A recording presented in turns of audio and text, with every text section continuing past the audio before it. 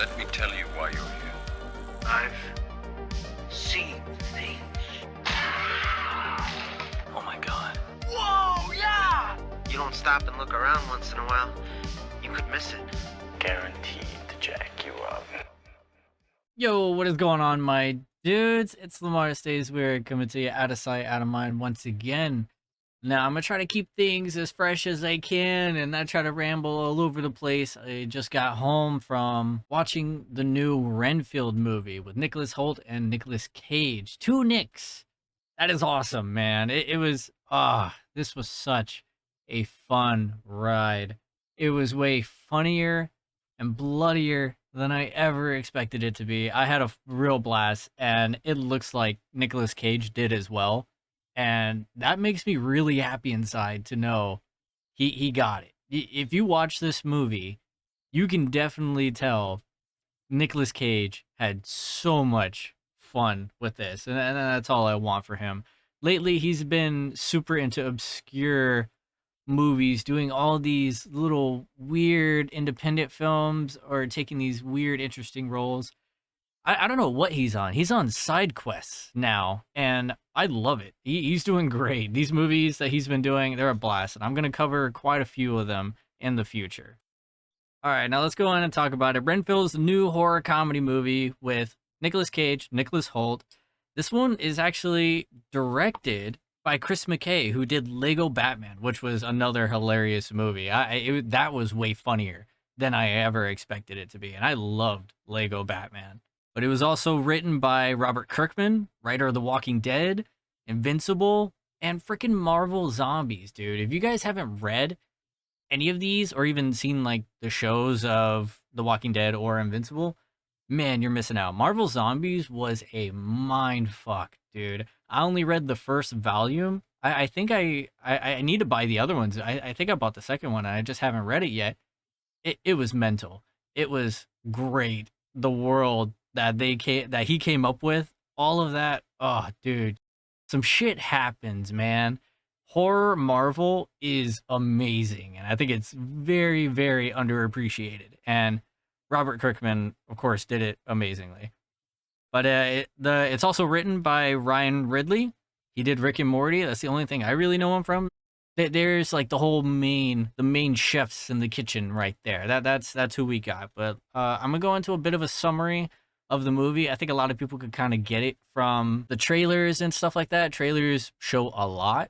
I only ever watched the first trailer, and I try to stick to that. And then, I try not to see any more if I physically can. I won't go out of my way to watch more trailers. I stick to the one. If it won me over, I'm gonna go watch it. I'm gonna get tickets, and that's all I need. And after I give a bit of the summary, that's where I'm going to kind of just cover the movie. We can talk about it, and hopefully you guys have already seen it. I know I always go see my movies opening night. I try to go Thursdays. In case people don't know this, but I would imagine probably a lot of people do. They don't do midnight showings anymore because of, like The Dark Knight, everything that happened with that back in, I think it was 2008, if I remember correctly. Ever since that whole thing happened, midnight showings aren't really much of a thing anymore, but instead they come out the day before. So typically Fridays, the official release date that they show in commercials and stuff. But the air quotes opening night would be Thursday nights, the very first showing. So if you ever see a date, the day before that, that's when the movie's actually coming out and you can go buy tickets and go watch it. I usually try to go opening night because usually you're going with the people who really, really, really want to see the movie, and the theater etiquette is a lot better than the longer you wait. And boy, I'll probably talk about theater etiquette later down the road. I used to work at a movie theater and I go to the movie theater plenty. So I know it from both ends, both a professional and as a general standpoint. I don't know. I'm a bit of a stickler when it comes to that. That's a whole other thing we'll get into. But after I get done going through a bit of the synopsis and giving a brief rundown of what the movie is, then we'll go into spoiler territory. So hopefully I didn't spoil this for you or anything, but we're about to talk about it right now. I'm assuming this is supposed to be a bit of a, I don't know if it's like a what if, or if it's, I highly doubt it's a direct sequel to Bela Lugosi's Dracula way back in the, what was it, 19 something. So it takes place about 90 years after that movie, and our main character is going to be Renfield. He is He's pretty much the butler for Dracula. I would imagine that really gives it away. He's the butler for Dracula. He keeps him at his full power and he helps him. He does his bidding, you know. But after all this time, after about 90 years of doing work, he kind of doesn't want to do it anymore. He wants to move on with his life. He wants to actually have a life because he did have a life at one point, but he gave it up and he wants to go back to that. He wants to go back to enjoying things, enjoying people. It doesn't look like he has any fun killing people whatsoever. But of course, like any good story, he meets the girl and he's like, you know what? But of course, like any good story, he meets a girl that he likes and he wants to pursue a life. He wants to see the finer things in life other than always in the dark and killing people covered in blood and working under a very Nicolas Cage. You know what I mean? But I just have to say, Nicolas Cage did a phenomenal job. He is obviously the standout in this movie.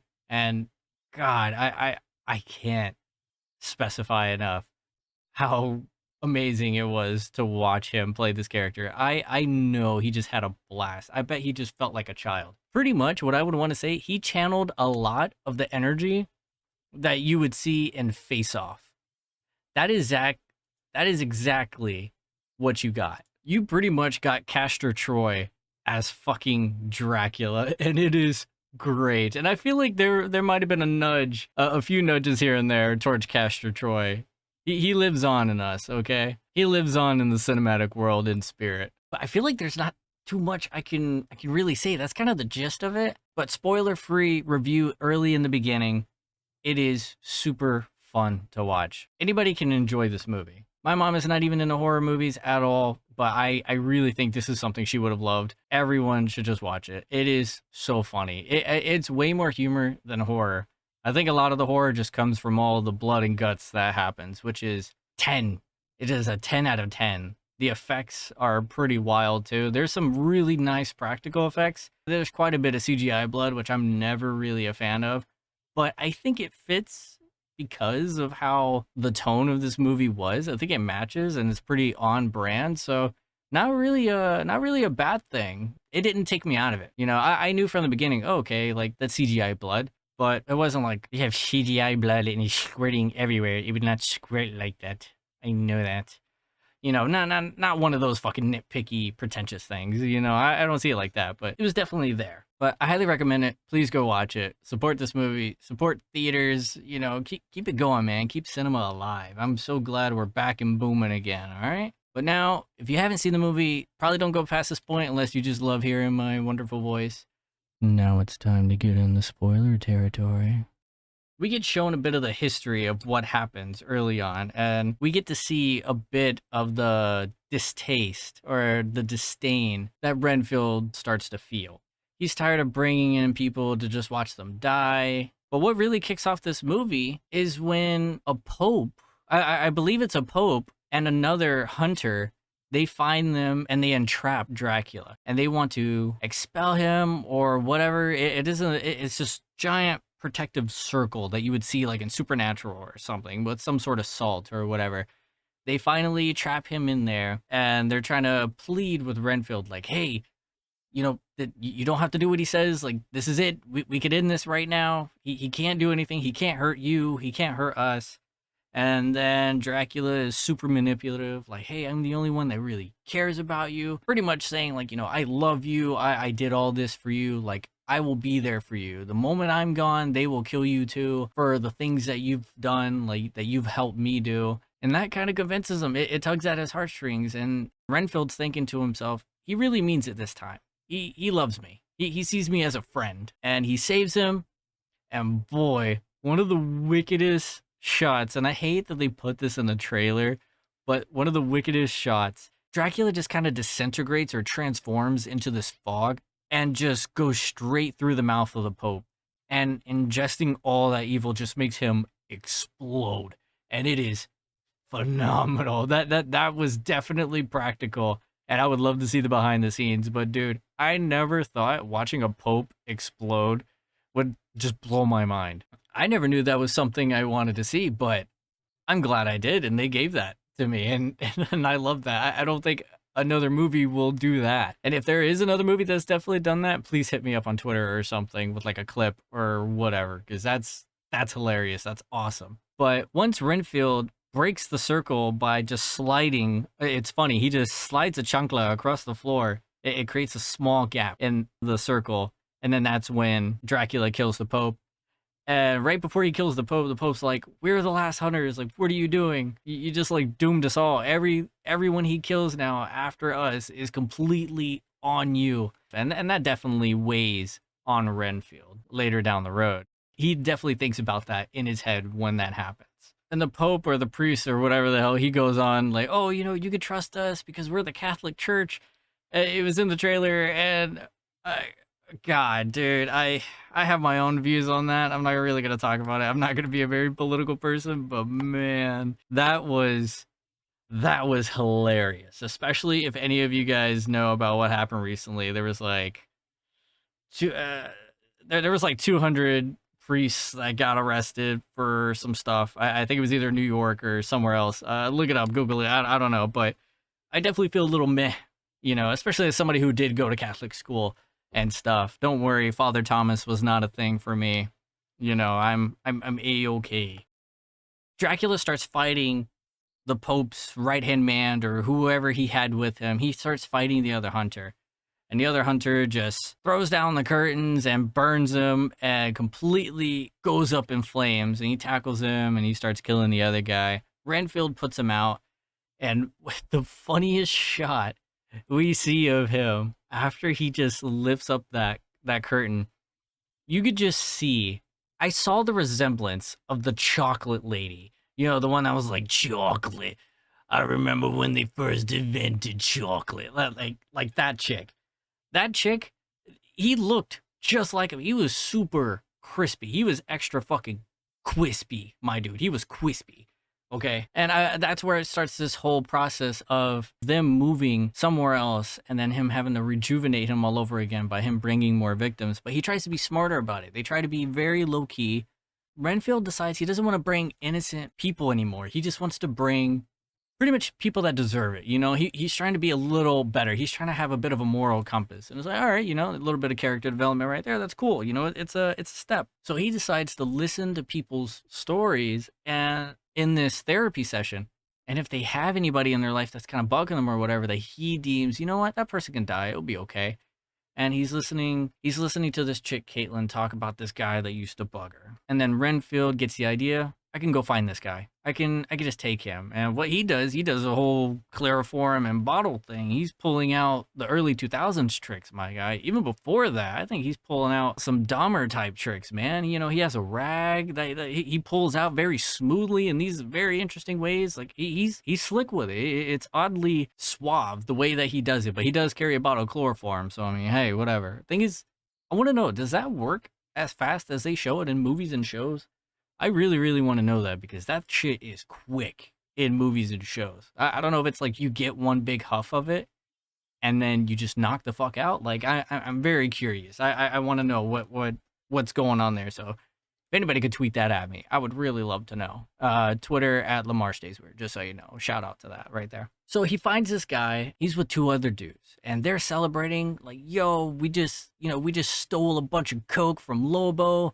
This is awesome." Lobo is going to be the crime family that's involved in this, kind of like mobster-esque type. So they're all gloating, doing some coke. Like, "Yeah, man, we did this." Renfield finds him, and they start freaking out. Like, "Oh, man, like, we're not going to do anything. Like, we're sorry. You can take all the coke back." And they start giving it back. And like, "Yeah, we want no part. Sorry." And Renfield's super confused. Like, what are you guys talking about? I'm like, "Yeah, aren't you the hitman that's probably coming to kill us because we just stole a bunch of coke?" And Renfield goes, "No, I'm a friend of Caitlin's." And the guys just start busting out laughing. So they break out into a fight, and Renfield is just powered up. He can eat these bugs, and that's where he gets some of his power from. He's able to eat bugs and get power, versus Dracula, who's able to eat people and get power. That's his way of doing it. He gets a fraction of Dracula's power. So before he went in, I believe he popped a bug, and so he's going to be kind of juiced up. He's ready to go, and he's duking it out with these guys. The moment that he's about to chloroform the main guy he went there to go find, Renfield's like, "Wait, you were talking about a hitman is coming to kill you guys?" And out of nowhere, a knife just goes flying from across the room straight into this dude's head. He is fucking dead right there. And it is this big, brolic dude. He looks like a 1800s Bane, like with the type of sack mask that he has on. And this is a big dude. Like he's really fucking big. And so they kind of start to duke it out. And then we're introduced to Teddy, or Tedward Lobo. He's kind of the son, you know, he's the bratty mob son. There's always that one bratty mob son. He's letting the big brolic dude do all the main work. He's just kind of sitting in the car like, hey, beep, beep, beep, beep. Like, hurry up, kill these guys, let's go. And Renfield gets the upper hand in the fight and completely knocks the big dude's head off. Like, he just punches him straight in the face, just goes out the window all the way into the parking lot and smashes against Ted's car.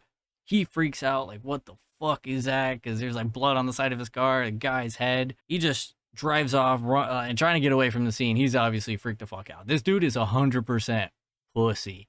Like, it's insane. It's super funny. He drives off speeding away, and then we get introduced to Aquafina's character, Rebecca.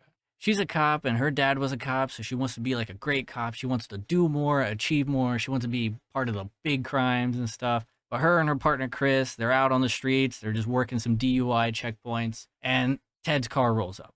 She immediately recognizes it. She knows all about the Lobos, so she wants to go check it out. Like, all right.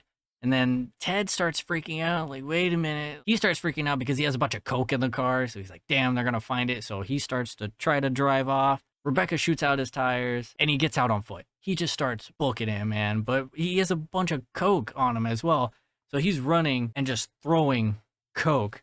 And he's just saying, you know, I have a prescription for all this. It was really funny. He's just throwing like these fucking like blocks of coke, and he hits the other cop, Chris, dead in the face, and it just explodes. And the guy is fully ingesting all of that, like inhaling. He just gets a big hit of cocaine. Like, he does quite a bump, my dudes.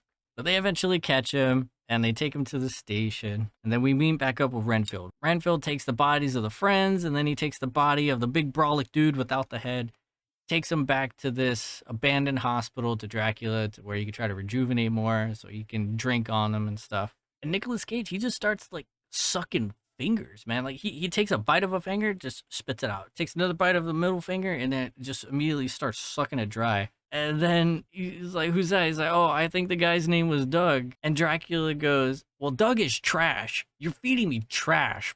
And so I guess people taste different. Like, I don't know. I would imagine that's kind of how it should be, or how it would go, because of course not everything tastes the same as things that we eat, you know, but I would imagine some people, you know, just taste a bit different. Some people taste kind of funky. Some people taste fucking amazing. Like, I don't know. I don't know how it's going to go. I didn't build the world, but that's the world they're living in, you know? And then that's when he goes on this ramp. I want a bunch of nuns. I want the, you know, the whole bus of cheerleaders and all this other stuff. And then Renfield's like, I mean, do they have to be girls and stuff? And Dracula's like, why are you going to turn this in? You don't have to turn this into a sex thing, you know? That's not what it is. He just eats people, you know? He's like, I don't care. I eat guys, I eat girls. It's very funny bisexual humor, like the little tone. Obviously, that's the point, and it's great. And it's like, yeah, vampires aren't always supposed to be sexy and flash their fangs and wear tight-ass leather and always, like, soaking wet and have, like, structured bodies. They don't always look like that. No, sometimes they're Nic fucking Cage with a bunch of teeth and a fucked up looking face and body. Like, yeah, sometimes they look like that, you know, like actual creatures. So they're talking back and forth. He eventually just slices Renfield because he wants him to like do better. And because he can kind of torture him. He definitely messes with Renfield. So he slices him open. Obviously, Renfield can feel the pain. So he's just kind of on the floor trying to hold onto his guts and keep him on the inside. And then, good little old plot device, Dracula's blood can actually heal. So he just does a few drops onto his stomach and everything just starts to close and go back in, which is very interesting. I never saw that in any vampire movie that I've seen where the vampire blood heals like that, or at least Dracula's blood heals. And then we're on to the next day. Where there were Aquafina's character Rebecca and the captain of the police force. It starts with this scene of Teddy just in an interrogation room on the other side of the two-way glass, just talking, dude, saying like, yeah, you know, we've killed people in cold blood, man. Like, I got so much I can give you. Like, we've done so many illegal things. Like, you guys are set. I got you. Like, he's just talking. He's just blabbering, dude. Like, it just reminds me of all the memes of 6ix9ine when he was doing all that shit. That's what I'm getting out of it. And then it cuts to Aquafina and the police chief, and they're just standing there. Nobody is in there. I didn't even realize nobody is in there interrogating him. They're just like, we haven't even started asking him questions yet. He's just saying everything like, this is a lot. This is a lot to go on. But obviously, and it's gonna come up later down the road. I know it's a bit out of order, but the police force is corrupt, of course. There's so many people. It's kind of obvious, you know. A family lawyer comes up and they're like, he's free to go. You know, he was ready to say anything to get out. So none of this is held liable, blah, blah, blah, blah. All kind of bullshit stuff that would not pass in Law and Order SVU. I know that for fact because I've been watching that for so fucking long, ever since I was a kid. I know damn well a lot of that shit would hold up in court. Try me, dude. Mariska Hargitay would not let this slide, bro. I know that 100%. She would not let this slide. Mariska Hargitay all the way, man. And so on his way out, Teddy's like, yeah, I didn't say nothing. Like, like he's just trying to play it up. Like, I didn't say nothing, man. It's so weird. Once he's starting to walk out, Aquafina is like, what do you guys mean? Like, there was so much. Like, we still have a lot to go on. You know, he committed all these felonies in front of other cops. There's witnesses. What are you guys on about? Like, we can do something. Obviously, that's kind of telling you, yeah, the cops aren't doing anything because they don't want to do anything. There's this cop named Kyle. I can't remember what he says. But then Aquafina is like, fuck you, Kyle. And it's hilarious because he's the butt of shit at the police station. Nobody fucks with Kyle, and it's almost kind of sad because usually you never really fuck with a Kyle. I don't know too many good people who are Kyles. If there's a good example, tweet that at me as well. I don't know too many personally or anything like that in pop culture, but they're just like, fuck Kyle, man. I swear, that is a slogan in this movie. Fuck Kyle. And if your name is Kyle, yo, don't fuck you. You might be cool, all right? I'm sorry, Kyle. Like, that's all I could say. Once the lawyer actually takes Teddy back to his family, we get introduced to this one actress. I swear, I do not know how to pronounce her name. I would fuck it up. I have no idea how to pronounce it, but you will know her voice if you hear it. She sounds like she smoked 100 packs of cigarettes, dude. I don't think I could even imitate it. I would probably hurt my own throat trying to imitate that voice. But she's the mom, and she was figuring out what her son is up to and all that. So they just talk about it and pretty much saying like, you know, like we need to figure out who this guy was that killed all these people. We need to find this guy who killed our bounty hunter and scared the hell out of you at the same time. So they're trying to track him and find out where he is. And Teddy wants to go make a scene. He wants to remind people that the Lobos own the town and the cops and stuff like that. So they go down to this one bar, and Renfield happens to be there, and Aquafina happens to be there. She wants to know what's going on, because at the scene of the crime, she found a pen that had the name of the bar. So Teddy rolls up while Aquafina's there, and he has all these people shooting guns as soon as they come in, just guns blazing, just anyways, I just started blasting type energy. That's what they're doing. And she's just there like, Teddy, what the fuck are you doing? And Teddy, being the narcissist he is, he just runs in and just takes off his mask, revealing himself to everyone and Aquafina, so putting himself out of crime. And she's just calling him stupid, like, I was hoping to find you here so I could pin you to a scene of a crime somewhere or something crime-related, but you come here and you create a crime scene. Like, you're fucking dumb. That's exactly what you are.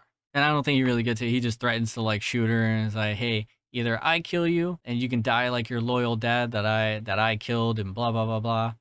Or you could tell everyone in this bar that I own you and shit like that. She's like, yeah, kill me. And he's just standing there with a gun straight to her head. She's like, yeah, kill me. Like, you've killed so many people. Kill me. Just add me to the list. Then she goes, I bet you didn't even kill anybody. You were probably just sitting in your car trying to ruffle up his feathers a little bit. But before he could do anything, Renfield powers up as soon as he can and tries to save her life.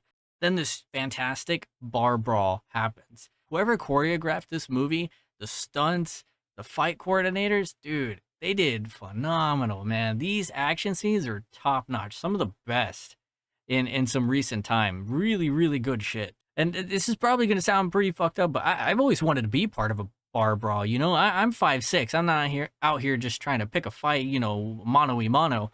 But if I'm out with some friends and we're drinking and a bar fight happens, I kind of want to get on it. I want to at least throw a punch and maybe receive a black eye myself. Maybe even a busted lip. I don't really know. I like my lips, and even though I have piercings, that doesn't mean I like pain or anything like that. You know, now that I think about it, a black eye might be a bit too much as well, in case they break my glasses or some shit, but I don't know. But you know what I mean? I think it's one of those things, you know what? I would want to be in a bar fight. Hopefully it wouldn't end in a murder or anything. It's just a bunch of dudes got drunk, somebody threw a punch, another person threw a kick. We're all kung fu fighting in the bar, you know? Like that's what I want to see. Some pretty gnarly shit happens. People get their arms cut off with the trays and stuff. It's good shit. But he ends up saving her life and killing a bunch of people. And that's kind of where they get the little first spark of, oh, wow, like this person's cute. And they introduce themselves and stuff. And he's held as a hero. Everyone likes him. Everyone's showing him love and giving him high fives. I even forgot to mention this. Nuns and a bus full of cheerleaders and stuff come in. So it's super funny. Like, oh, God, like this is what, like the people that Dracula was telling me to go find. They're literally here at this bar right now. So they're all like cheering him on, and the cheerleaders are like, yeah, and like pumping their pom-poms and such. Then you got the nuns doing the, you know, thank you so much, like the praying hands and doing the little up, down, left, right cheat code. And he does the same thing and kind of laughs about it, which I'm thinking, like, would that do anything to Renfield? I mean, technically he's not a demon, but he's not a vampire either, so maybe not. I don't know, but he was kind of like, you guys know what I'm talking about, but he does that thing. But he goes back to Dracula. He's healed a bit. He looks a little bit better. Still kind of fucked up, but a little bit better. And it reminded me of, and I kind of wish they went in this direction because it reminded me of Hellraiser. How he would rejuvenate after he ingests people and stuff. It would have been really cool to kind of see some of that. Unfortunately, you do not, but that would have been really, really awesome. But I think it's because a lot of the special effects went to other places.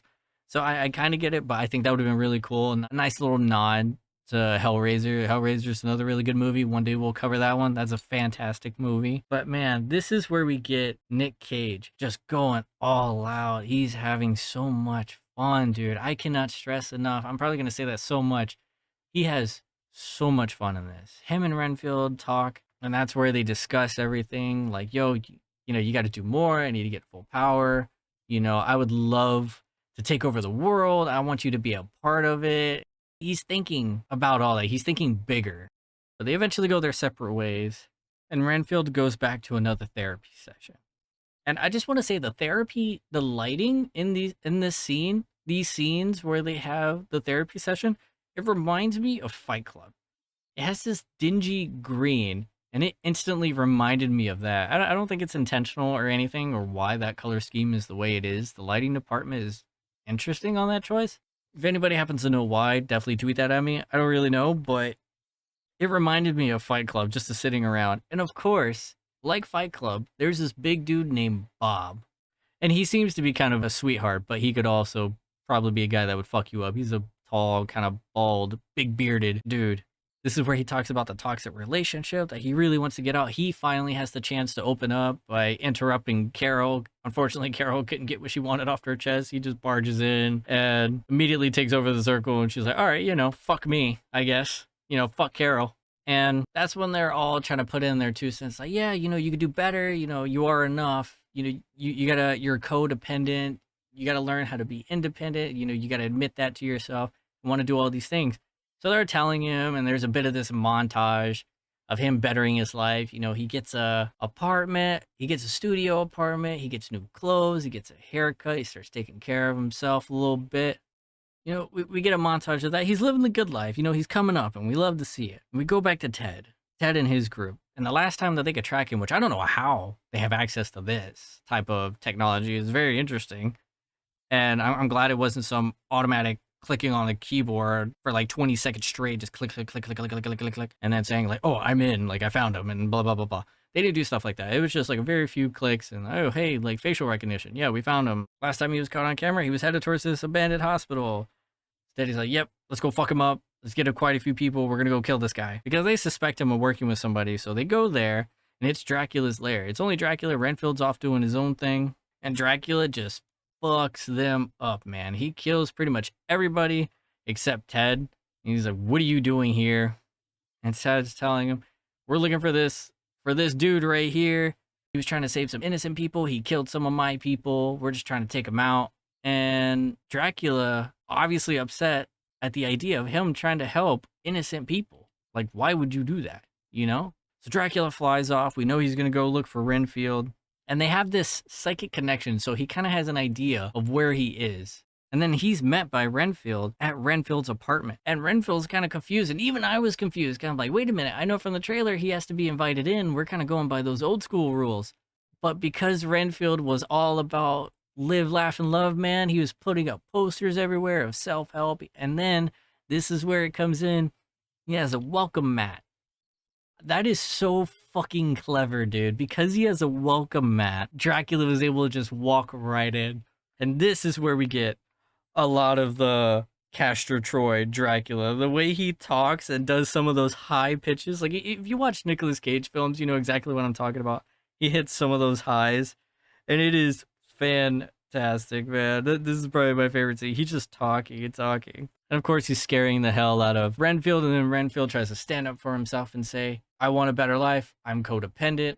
I sympathize with you. And the life that you had is probably hard as well. And blah, blah, blah, blah. And Dracula's not taking. He's like, what the fuck are you talking about? So he grabs the book and sees the book and sees it's stamped and it says where the book came from, which is going to be from the therapy group. It's the book that Mark gave Renfield. So Renfield beats him there and is trying to warn everybody, like, hey, let's go somewhere else. This hideout's all done. We don't have to have the meeting here. And then the door opens up, and this part is in the trailer as well. Dracula's at the door. Mark, just being the nice guy that he is, god damn it, Mark, he just invites him in, and then that's when he comes in and starts introducing himself and gives away that he's Dracula and sees these are people Renfield has come to care about. So he just starts murdering everyone, just slicing them all up after he just shoves Renfield away, which I think this is supposed to be done in some sort of like quick sense because Renfield is flying back in slow-mo the whole time. But you see Dracula kind of moving in regular time, just slicing and dicing, man, like everyone, just going full on shredder in there. And Dracula flies away, leaving Renfield with all the dead bodies. And he goes up to Mark. Mark was the last one to get killed. And he just kind of consoles Mark. He cradles Mark and obviously feels very bad that all these people died. He's there at the scene with all this blood on his hands. Awkwafina's character and her partner Chris just roll up on him. Whoa, there's just blood everywhere. It's all these dead people. So they have to take him in. And Chris says, yeah, you know, I'm going to go call it in. Just handcuff him and all this stuff. And whenever they go outside, all these cop cars and then all these neon lit Chrysler, like Escalades types, just pull up. And then everyone just wants to kill Renfield. When everyone pulls up, they're trying to bargain with her, saying, hey, we can give you a promotion. It would look great. You get better hours. You get better pay. You get better parking. And the chief's like, fuck it. We'll give you Kyle's parking spot. Kyle's like, what? And the police chief's just like, fuck you, Kyle. Like, I don't know why everyone shits on Kyle. But yeah, Awkwafina doesn't want to turn him over. So she just hops in the car that they put him in and just drives away. That cop car was fucking invincible because there was literally maybe 30 people or more with guns just all shooting at this one car. And their shots were hitting. They didn't hit a single tire. They didn't bust a window. Nothing. I didn't even see bullet holes in the thing. So, like, I'm gonna dock a point right there for not having at least a little bit of realism, you know? Like, come on. Like, at least damage the fuck out of the car or something. But during that, Awkwafina gets shot in the shoulder. They don't really know where to go. So now they're going to be hunted by everyone. They're hunted by the cops. They're hunted by the Lobos. So they're hiding out. I don't get why, but the place that they hide out is Renfield's apartment, which I would imagine they would already know where that was. So they were already able to spend a whole night there. And then morning comes and we see them talking a bit. And she's having a hard time believing everything that Renfield's talking about. So they have their bit of a talk and then we cut to another talk with Dracula and Teddy. Teddy's been knocked out at Dracula's the whole time, so I'm assuming this is when he leaves and comes back from the massacre and stuff, like in the timeline. And he talks to him. And then Teddy's automatically spilling this guy's like, yeah, you know, we have a whole family, you know, we have the city taken over, like we could help you, you know, we got people, we could easily help each other out and stuff. And that sounds amazing to Dracula because Dracula wants to have world domination. You know, it's been a while since I've heard of a villain just wanting to take over the world. I don't know if it's been like that for anyone else. I remember that was so huge all the time that that's all people wanted to do. I feel like that doesn't happen anymore. You know, it could just be me, but I feel like that doesn't happen anymore. So he just wants to take over the world. World domination, man. That's all it is. And that's cool. That's kind of weird. It's been so long that it's a breath of fresh air. Like, hey, it's just a guy that wants to take over, man. What's wrong with that? New management. Let's go. Let's shake things up a bit. The world's a bit weird. I would probably let a vampire rule the world. Shit. Things might get different. I don't know. Let's go buck wild with it. And so they're talking back and forth, and Dracula is loving everything that Teddy is saying. So he's just smiling and laughing, and Teddy is obviously confused. He's laughing along with him, like, ha ha ha ha, like that fake type of laugh that you're just trying to laugh along with somebody. And then Teddy just blurts out, like, yeah, are you actually happy, or are you going to fuck me up? Like which one? And honestly, it was really funny. Teddy's a funny character. Everyone is super funny in this. And then we cut to Renfield and Aquafina. I know her name's Rebecca, but I'm going by Aquafina. Like I don't know. I think it's easy. Like Rebecca, Renfield. Like I don't want to go all through that. So they're at his place. They're talking it out. He's trying to explain everything to her, like who he is and all this and that. She's having a hard time believing him. And this is another thing. Her sister was introduced earlier, but I completely forgot to mention it. And her sister works for the FBI. So both kids went up to protect and serve. Now, there are two things I really, really need to point out with this family relationship. One, Kate, that's the sister, Kate, Camille Chen, that's the actress. When they introduce her, they're not automatically like, why would you be mad at your sister? Or just say something like, you're my sister. You know, they don't do that. They don't just say that they're siblings. And I hate that in movies so much. It's the weirdest fucking thing. He's like, yeah, that's what big sisters are for. Or yeah, you have a really cool sister, huh? Like, you know, just cheesy shit like that. I don't like that. That is such a pet peeve. Writers, we got to do better, man. There's other ways to do it. And thankfully, the first time that they're talking about their dead dad. You don't even know, unless you kind of want to piece together that it's like two Asian women talking. You know what I mean? Like, it's kind of one of those things like, oh, well, they're both Asian. They have to be related. You know, unless you play that card, which that's kind of fucked up. But then again, it's also very true in this scenario because there is nobody else Asian in this movie besides them two. So why wouldn't they be sisters or related in some way? I digress. I went off tangent. But at the end, they were just saying, hey, you're not the only one that lost a dad. It was at the end of the conversation. Like, oh shit, confirmations, they're sisters. I love that. That was great. That is really good shit. You know, that's how it should be because fuck anything else where they have to specify that they're related in some way. I hate it so fucking much. Now we're on to number 2. The second thing I really wanted to point out. Camille Chen, now this is a deep cut. This is a deep cut. Like you really have to know this. I even had to look it up. She was in fucking Spy Kids 3. Spy Kids motherfucking 3, dude. Spy Kids 3, game over. Like, that is fucking weird. She was a processor. Whenever they're showing Junie, the facility and stuff like that, like, yeah, she was a processor. I think she was just an extra. I don't think it was anything out there. But, yo, can we also talk about Spy Kids movies for like a quick second, like just a very quick second? What the fuck were those movies? But those movies were great. I remember Spy Kids 2 being the fucking best, and Steve Buscemi coming out with one of the most realist and I don't know, one of the deepest fucking lines I've ever heard in a movie. I was a child. This should not have been in a kid's movie. Do you think God stays in heaven because he too lives in fear of what he's created?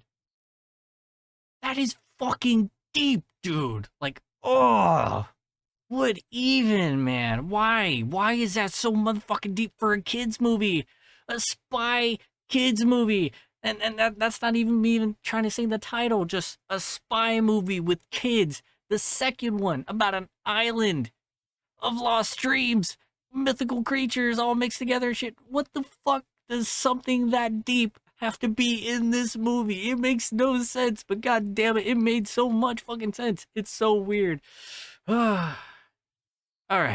I'm talking a bit too much about Spy Kids. Maybe one day I'll cover that too. I gotta revisit those movies. I haven't seen them since I was a kid and since the fucking toys were in McDonald's, alright? Alright, let's go back to the fucking movie.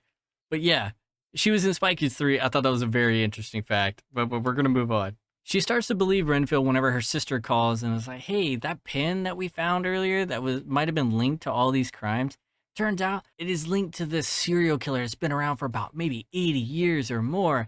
One of the most profound serial killers ever. Nobody's ever caught him. He's tied to murders all over the place. And then that's when she starts to believe Renfield, like, oh man, that's what you've been doing. Like, you're legit. You're the Uber Eats for Dracula. Like, damn, that's insane. And it's funny that in the world, they know who Dracula is and all that type of stuff, which I also found very interesting. So obviously the lore runs deep and is very true. Imagine if that's like true for us. The reason we know these things, you know, like we know like Creature from the Black Lagoon, Dracula, Frankenstein. Like imagine if these people were real just because of the myths and just like those tales being told through time. And then eventually they made it to the big screen, you know, pretty wild. I can imagine like fucking Dracula is still alive and he goes and watches this movie and it's like, what the fuck? It's like, where'd they get all this shit from? And then what if some of it's accurate? What if he just goes, who the fuck said this? Who knows all of this? And then while watching this, there was also a trailer for another Dracula. It's called The Last Voyage of the Demeter. That one. It's another Dracula movie, like out in open water. I think it looks pretty decent. Might cover that one too. Who knows? But it's very interesting that we had two Dracula things. So imagine him going to watch those and be like, when the fuck did this happen? What do you guys come up with, man? What is going on here? But I digress. I'm going off again. My bad. I can't help but keep rambling. And then this is where we started getting into more of the trailer scenes. Where the big fight that happens in the apartment complex, it's awesome. It just kind of reminds me of the stairwell fight that happened in Captain America Civil War. I'm sorry, I'm pulling all these threads towards other things. But it was really cool, very well choreographed, amazing stuff. But Renfield tells him, hey, if we're going to get out of here, I got to power up. Like, you know, I need to eat bugs. I got to find bugs now because he quit the bugs because he was trying to be better. This was back when he was having those conversations with the therapy group and trying to better his life. He got rid of all his bugs. But he did have a neighbor that he gave some ants to. It was a kid, so there's this ant farm, and he sees the kid in the window because they can't find bugs anywhere, which is very fucking weird to me. Not even a single bug or something. So he just busts through the door, yoinks the kid's ant farm, and just starts chowing down and starts to power up. And then that's when he goes through. You start seeing the stuff from the trailer, especially from the last Red Band trailer, which gave away so much. Like, Jesus, I don't see how anybody watches any of the later trailers. But he starts fucking people up, and then eventually he just rips off a dude's arms, like both of them, and starts beating the shit out of people with them, dude. Amazing. It's he beat a motherfucker with another motherfucker's arms, and it is awesome. And it was quite a few motherfuckers too, so that was fantastic. And then he throws them like spears and penetrates other people. It just pins a dude to a door. Good shit, man. Like very creative, very bloody, very gory, very funny. And there's so much blood in the scene. I actually wonder how much of it was practical, but there was plenty of CGI blood, which not really a huge fan of, but you know, like I said, it kind of fits the tone, so it's kind of like meh, it's whatever. But yeah, that was insane. That was such a fun fight right there. And then a dude gets his face ripped off, like just the skin of his face. Oh man, that reminded me. That reminded me of the scene with Freddy Krueger where somebody was grabbing onto his face and just like yoinks it off and you just see nothing but the skull. Oh, dude, that was great. Like that's what I find that too. So they go on the run again. So after that happens, they go off again, and then we're gonna go back to the mom, Mama Lobo. I'm just gonna call her that. That's not a real name, but I'm gonna call her that because man, I cannot say their goddamn names. Go back to them, and the police chief's like, yo, they killed so many people. I don't want anything to do with this anymore. I'm out. They're fucking up everything. Like, this family is weird as hell. And on his way out, he passed by Teddy. And he tells Teddy, I was just talking about this family. And then just gets his whole head torn off and thrown back in. He's doing Dracula's bidding now at this point.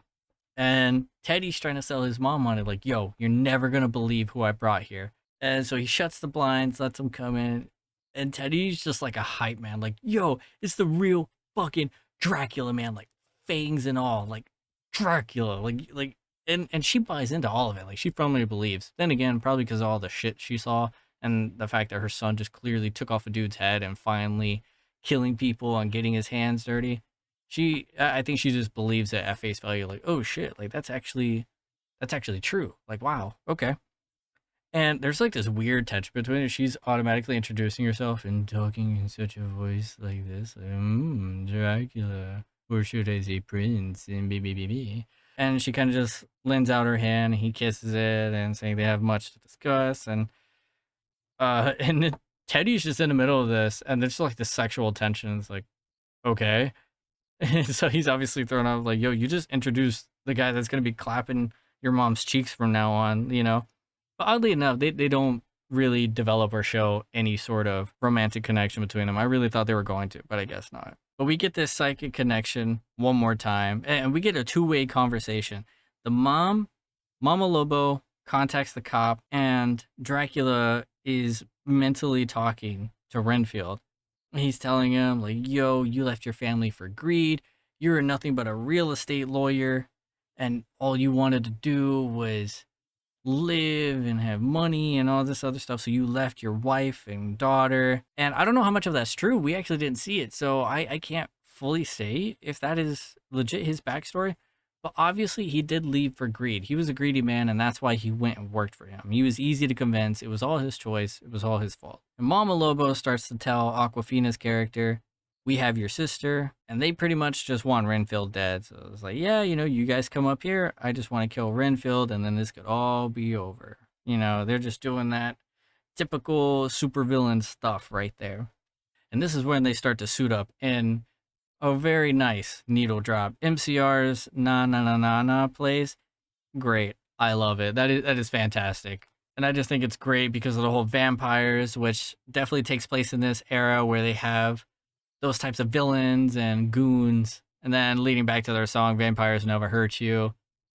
That's pretty cool. I think that's a really nice little draw right there. I think that's a nice little connection right there. So whenever they finally show up to the police station, this is where everything's going down. It's all blacked out. And then we see Teddy. Teddy's on the second level in this building. They're all downstairs and they can just see each other. They're talking shit to each other. And I thought this was hilarious because this just goes to show this dude's personality just seeps through and just oozes snobby youngest mob child right now. So a centipede just crawls out of his suit sleeve onto his hand. And he just snorts that thing, dude. He just does a bump of a centipede, which I thought was oddly cool, and just gets juiced up on power right there. And then all these other goons just come out. They're all powered up, man. Dracula gave his power to like all these people. He really was building an army. Then everyone just starts to brawl again. Everyone's fighting Renfield. They're kind of fucking him up a bit. He's still fucking up people here and there. Aquafina's there. She's shooting people. And then we get Teddy dual wielding pistols. It doesn't mean that is a nod towards Castor Troy, but the way he's acting like all out there and just shooting randomly and just going ballistic, it seems like a very Castor Troy thing to do. Very face-off vibes. After all the blows and killing people, it eventually just comes down to Renfield and Teddy. Renfield's trying to talk him down, tell him, hey, having these powers, you know, it's a curse. It just means you're a slave. And then Teddy is like, no, what are you talking about? Master says, and then that's when he stops talking. That's where you start to think, fuck, I just said master. And Renfield's like, yeah, you know, the guy has that face. And this whole time, Aquafina left the fight. Aquafina finally got out of the fight to go find the mom and to go find her sister.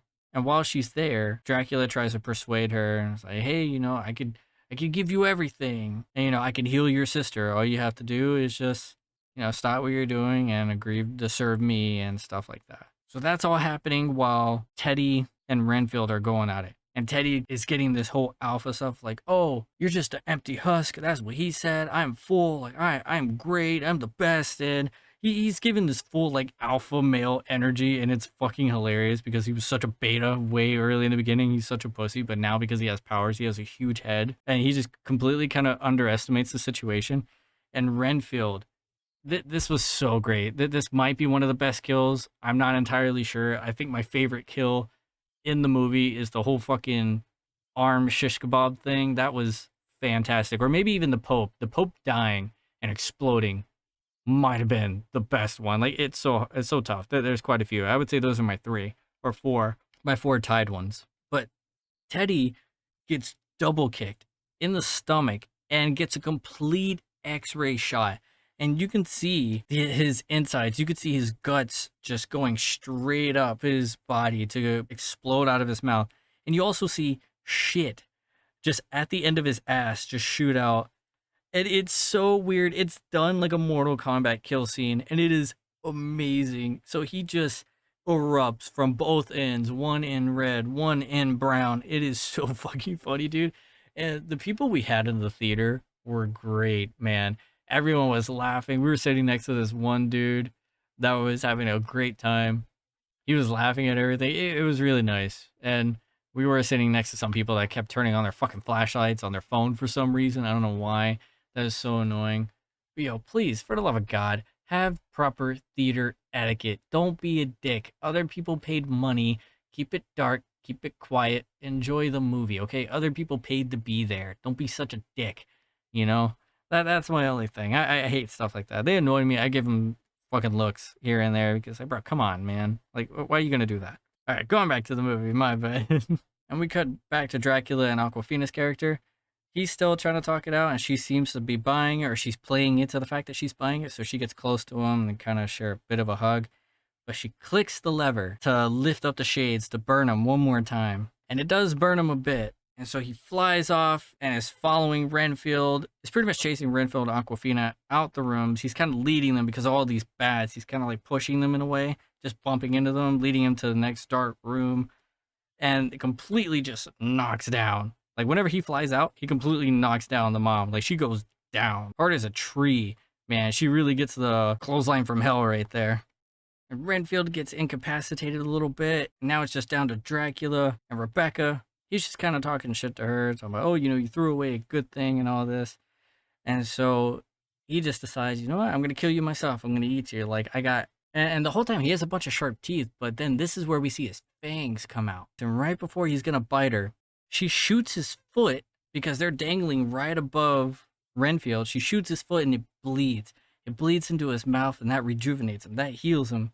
So he gets the power. Renfield just jumps on him and just immediately grabs his mouth with both hands, like from above his head, and both fangs just pierce each hand. He's lifting him up, kind of like he's stretching his mouth open, and just rips. And you just hear the rip. And he rips out Dracula's fangs, and they're just stuck in his palms.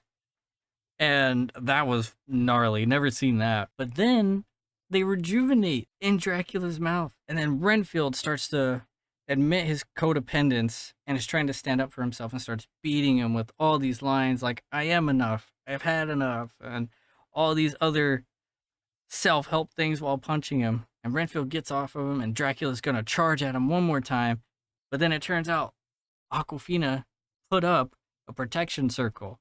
And you know what? The fucking protection circle is made out of cocaine. Renfield's even confused, like, what? Like, what is that? She's like, yeah, cocaine. There was a bunch of it laying around. It turns out, as long as it's any type of powder and you say the right shit, it's gonna work. So he's just trapped there, pretty much in an anti-sea bear circle from SpongeBob. He's trapped there like the anti...